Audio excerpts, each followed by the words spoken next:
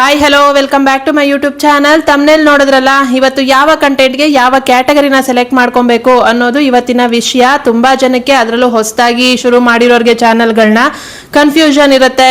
ನಮ್ಮ ಕಂಟೆಂಟ್ಗೆ ಯಾವ ಕ್ಯಾಟಗರಿನ ಸೆಲೆಕ್ಟ್ ಮಾಡ್ಕೊಬೇಕು ಗೊತ್ತಾಗ್ತಾ ಇಲ್ಲ ಅಂತ ಅಂದ್ಬಿಟ್ಟು, ಹಾಗಾಗಿ ನಾನು ಇವತ್ತು ಒಂದೊಂದು ಕ್ಯಾಟಗರಿದೂನು ಯಾವ್ಯಾವ ಕಂಟೆಂಟ್ಗೆ ಯಾವ್ಯಾವ ಕ್ಯಾಟಗರಿ ಬರುತ್ತೆ ಅನ್ನೋದನ್ನ ನಾನು ಎಕ್ಸ್ಪ್ಲೇನ್ ಮಾಡಿ ಹೇಳ್ತೀನಿ. 15 ಕ್ಯಾಟಗರಿಗಳಿದೆ. ಅದರಲ್ಲಿ ತುಂಬಾ ಜನ ಆದಷ್ಟು 80% ಯೂಸ್ ಮಾಡೋದು ಒಂದೆರಡು ಕ್ಯಾಟಗರಿಗಳಿದೆ. ಅದನ್ನು ಕೂಡ ಹೇಳ್ತೀನಿ. ನಾನು ವಿಡಿಯೋನ ಕಂಪ್ಲೀಟ್ ಆಗಿ ನೋಡಿ, ಆಯ್ತಾ?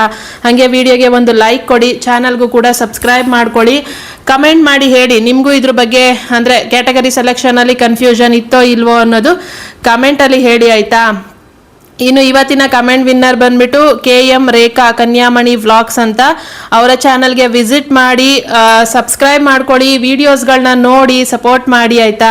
ನಿಮಗೂ ಏನಾದರೂ ಇದೇ ಥರ ಪ್ರಮೋಟ್ ಮಾಡಿಕೊಡ್ಬೇಕು ನಿಮ್ಮ ಚಾನಲ್ನ ಅಂತಿದ್ರೆ ನನ್ನ ವಿಡಿಯೋ ಕೆಳಗಡೆ ಕಮೆಂಟ್ ಹಾಕಿ. ಇನ್ನು ನಮಗೆ ಯೂಟ್ಯೂಬಲ್ಲಿ ಕೊಟ್ಟಿರೋ 15 ಕ್ಯಾಟಗರಿಗಳು ಇವು. ಫೋಟೋ ಹಾಕ್ತೀನಿ ನೋಡಿ. ಇದರಲ್ಲಿ ನಾವು ಯೂಸ್ ಮಾಡೋದು ಆದಷ್ಟು 80% ಯೂಟ್ಯೂಬರ್ಗಳು ಯೂಸ್ ಮಾಡೋದು ಒಂದು 2 ರಿಂದ 3 ಕ್ಯಾಟಗರಿ ಅಷ್ಟೇ ಕಂಟೆಂಟ್ಗಳನ್ನೇ ಮಾಡೋದು ಆದಷ್ಟುನು. ಇನ್ನು ಬೇರೆ ಕ್ಯಾಟಗರಿ ಕಂಟೆಂಟ್ಗಳನ್ನ ತುಂಬಾ ಕಮ್ಮಿನೇ ಮಾಡೋದು, ನಾನು ನೋಡಿರೋ ತರ. ನಿಮ್ಗೇನಾದ್ರೂ ಗೊತ್ತಿರ ನನಗೆ ಕಮೆಂಟ್ ಅಲ್ಲಿ ಹೇಳಿ. ಮೊದಲನೇ ಕ್ಯಾಟಗರಿ ಬಂದ್ಬಿಟ್ಟು ಫಿಲ್ಮ್ ಅಂಡ್ ಅನಿಮೇಷನ್ಸ್.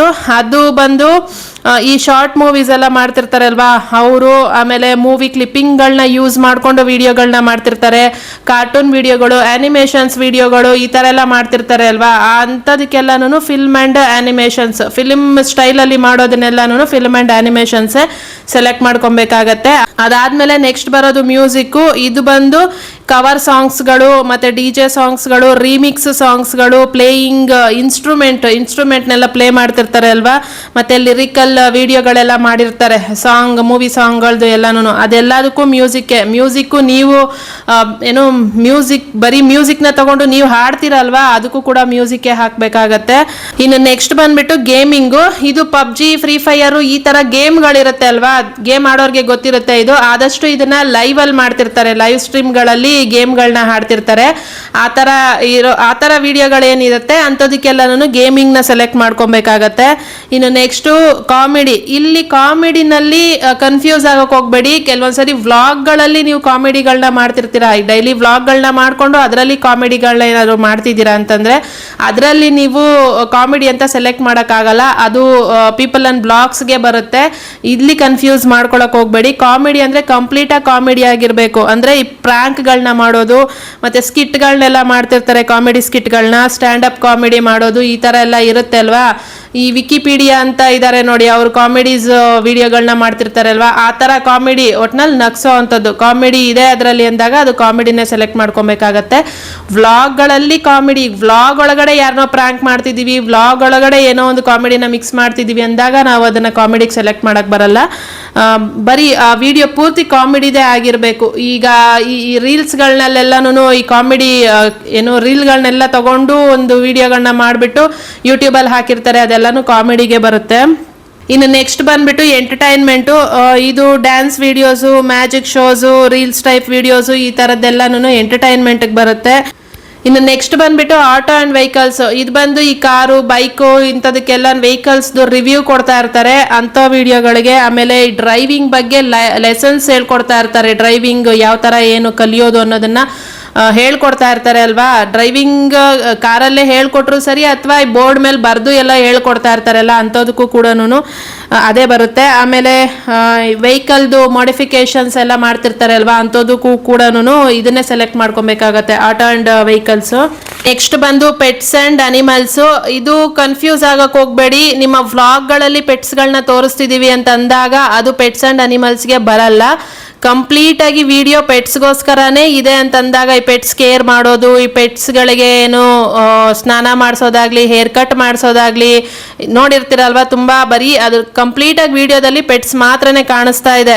ಈ ಡಾಗ್ ಆಗಲಿ, ಕ್ಯಾಟ್ ಆಗಲಿ, ಅಥವಾ ಫಿಶ್ ಅಕ್ವೇರಿಯಂ ಆಗಲಿ, ಈ ಥರದ್ದೆಲ್ಲನೂ ಅನಿಮಲ್ ಇನ್ಫಾರ್ಮೇಷನ್, ಅನಿಮಲ್ಸ್ ಬಗ್ಗೆ ಇನ್ಫಾರ್ಮೇಷನ್ ಕೊಡೋದು ಕೂಡ ಪೆಟ್ಸ್ ಆ್ಯಂಡ್ ಅನಿಮಲ್ಸ್ಗೆ ಬರುತ್ತೆ. ಈ ಥರ ಕಂಪ್ಲೀಟಾಗಿ ವಿಡಿಯೋದಲ್ಲಿ ಪೆಟ್ಸ್ ಇದೆ ಅಂತಂದಾಗ ಅದು ಪೆಟ್ಸ್ ಆ್ಯಂಡ್ ಅನಿಮಲ್ಸು. ನಿಮ್ಮ ವ್ಲಾಗ್ಗಳಲ್ಲಿ ಪೆಟ್ಸ್ಗಳು ಕಾಣಿಸ್ಕೊಂತಿದೆ ಅಂತಂದಾಗ ಅದು ಪೆಟ್ಸ್ ಆ್ಯಂಡ್ ಅನಿಮಲ್ಸ್ಗೆ ಬರಲ್ಲ. ಇಲ್ಲಿ ಕನ್ಫ್ಯೂಸ್ ಆಗಬೇಡಿ. ಇನ್ನು ನೆಕ್ಸ್ಟ್ ಬಂದ್ಬಿಟ್ಟು ಸ್ಪೋರ್ಟ್ಸು.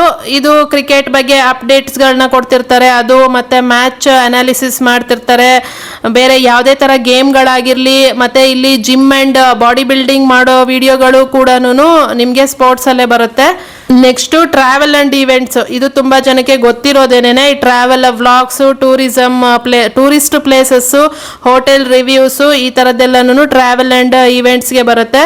ಇದು ಸೇಮು ಟ್ರಾವೆಲ್ ಕಂಪ್ಲೀಟ್ ಆಗಿ ಇನ್ಫಾರ್ಮೇಶನ್ ಕೊಡ್ತಾ ಇದ್ದೀರಾ, ಟ್ರಾವೆಲ್ ಬಗ್ಗೆ ಒಂದು ಪ್ಲೇಸ್ ಬಗ್ಗೆ ಇನ್ಫಾರ್ಮೇಶನ್ ಕೊಡ್ತಾ ಇದ್ದೀರಾ ಅಂತಂದಾಗ ಮಾತ್ರ ಅದು ಟ್ರಾವೆಲ್ ಆ್ಯಂಡ್ ಈವೆಂಟ್ಸ್ಗೆ ಬರೋದು. ಇದನ್ನು ನಿಮ್ಮ ವ್ಲಾಗಲ್ಲಿ ಡೈಲಿ ವ್ಲಾಗ್ಗಳಲ್ಲಿ ಮಾಡ್ತಿದ್ದೀರಾ, ಅವಾಗೊಂದು ಇವಾಗೊಂದು ಟ್ರಾವೆಲ್ ಎಲ್ಲೋ ಹೋಗಿ ಬಂದಿರೋ ವಿಡಿಯೋ ಹಾಕಿದ್ದೀರಾ ಅಂದರೆ ಅದು ವ್ಲಾಗ್ಗೆ ಬರುತ್ತೆ, ಟ್ರಾವೆಲ್ ಆ್ಯಂಡ್ ಈವೆಂಟ್ಸ್ಗೆ ಬರಲ್ಲ. ಆಲ್ಮೋಸ್ಟ್ ಆಲ್ ಎಲ್ಲ ಇದನ್ನು ಕಂಟೆಂಟು ಟ್ರಾವೆಲ್ ಪೀಪಲ್ ಆ್ಯಂಡ್ ಬ್ಲಾಗ್ಸ್ಗೆ ಬರೋದು. ಕನ್ಫ್ಯೂಸ್ ಆಗಿಬಿಟ್ಟು ಟ್ರಾವೆಲ್ ಇವೆಂಟ್ಸ್ ಅಂತ ಹಾಕೋದೇನು ಅವಶ್ಯಕತೆ ಇರಲ್ಲ. ಇದು ಟ್ರಾವೆಲ್ ಬಗ್ಗೆ ಇನ್ಫಾರ್ಮೇಷನ್ಸು, ಅಲ್ಲಿನ ಹೋಟೆಲ್ಲು, ಫುಡ್ಡು, ಪ್ಲೇಸು, ಮತ್ತು ಜರ್ನಿ, ಹೋಗಿ ಬರೋ ಖರ್ಚು, ಇದ್ರ ಬಗ್ಗೆ ಎಲ್ಲ ಹೇಳ್ತಿರ್ತಾರೆ ಅಲ್ವಾ, ಅದೆಲ್ಲನೂ ಟ್ರಾವೆಲ್ ಆ್ಯಂಡ್ ಈವೆಂಟ್ಸ್ಗೆ ಬರುತ್ತೆ. ಇನ್ನು ನೆಕ್ಸ್ಟ್ ಬರೋದು ಸೈನ್ಸ್ ಆ್ಯಂಡ್ ಟೆಕ್ನಾಲಜಿ.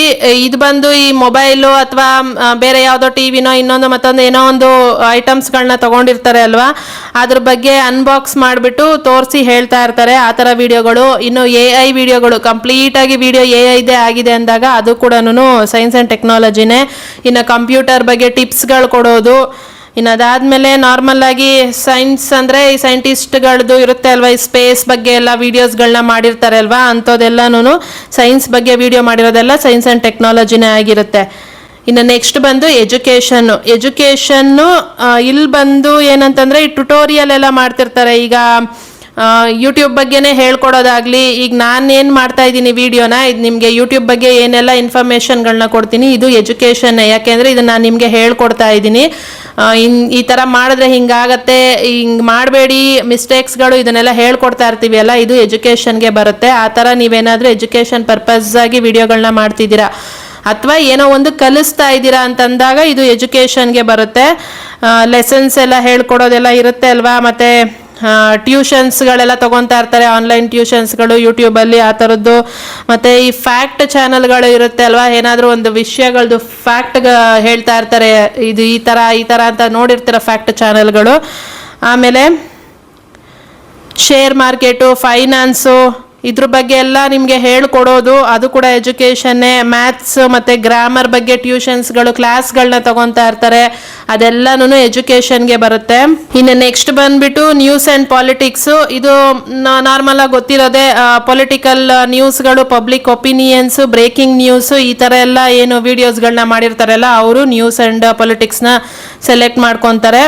ನೆಕ್ಸ್ಟ್ ಬಂದ್ಬಿಟ್ಟು ನಾನ್ ಪ್ರಾಫಿಟ್ಸ್ ಆ್ಯಂಡ್ ಆ್ಯಕ್ಟಿವಿಸಮ್. ಇದು ಬಂದು NGOs ಮತ್ತು ಈ ಚಾರಿಟಿ ಎಲ್ಲ ಇರುತ್ತೆ ಅಲ್ವಾ, ಬಡವರಿಗೋಸ್ಕರ ಏನಾದರೂ ಹೆಲ್ಪ್ ಮಾಡೋದು, ಆ ಥರ ವಿಡಿಯೋಗಳನ್ನ ಮಾಡಿರ್ತಾರೆ. ಆ ಥರದ್ದು ಸೋಷಿಯಲ್ ಸರ್ವಿಸ್ ಎಲ್ಲ ಏನು ಮಾಡ್ತಾರೆ ಅವರೆಲ್ಲ ಇದನ್ನು ಸೆಲೆಕ್ಟ್ ಮಾಡ್ಕೊಬೇಕಾಗತ್ತೆ. ಅಂಥ ವಿಡಿಯೋಗಳನ್ನೇನಾದರೂ ಮಾಡಿದ್ರೆ, ಈ ಡೊನೇಷನ್ಸ್ ಎಲ್ಲ ಕೊಡೋದು ಎಲ್ಲ ಇರುತ್ತೆ ಅಲ್ವಾ, ಆ ಥರದ್ದು. ನೆಕ್ಸ್ಟ್ ಬರೋದು ಹೌ ಟು ಸ್ಟೈಲ್ ಅಂತ. ಇದು ಬಂದು ಇಲ್ಲಿ ಕನ್ಫ್ಯೂಸ್ ಮಾಡ್ಕೊತಾರೆ ಕೆಲವರು. ಇಲ್ಲಿ ಕುಕ್ಕಿಂಗು, ರೆಸಿಪೀಸ್ನ ಶೇರ್ ಮಾಡೋದು, rangoli videos, fashion, mehndi, DIY, craft, makeup, tailoring, ಇದೆಲ್ಲದಕ್ಕೂ ಹೌ ಟು ಸ್ಟೈಲ್ ಅಂತಲೇ ಬರುತ್ತೆ.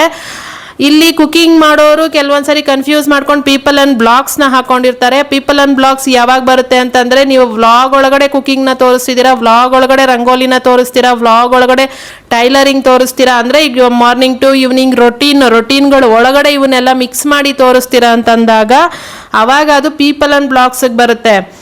ಅದೇ ನೀವು ಏನು ಕಂಪ್ಲೀಟಾಗಿ ಬರೀ ರೆಸಿಪಿನಷ್ಟೇ ತೋರಿಸ್ತಾ ಇದ್ದೀರಾ, ಈಗ ಒಂದು ರೆಸಿಪಿ ಕುಕಿಂಗ್ ಅಂದರೆ ಕುಕಿಂಗ್ ಅಷ್ಟೇ, ಅದು ಮಿಕ್ಸ್ ಮಾಡೋಕೆ ಹೋಗ್ಬೇಡಿ ಅಂತ ಅದಕ್ಕೆ ಹೇಳೋದು.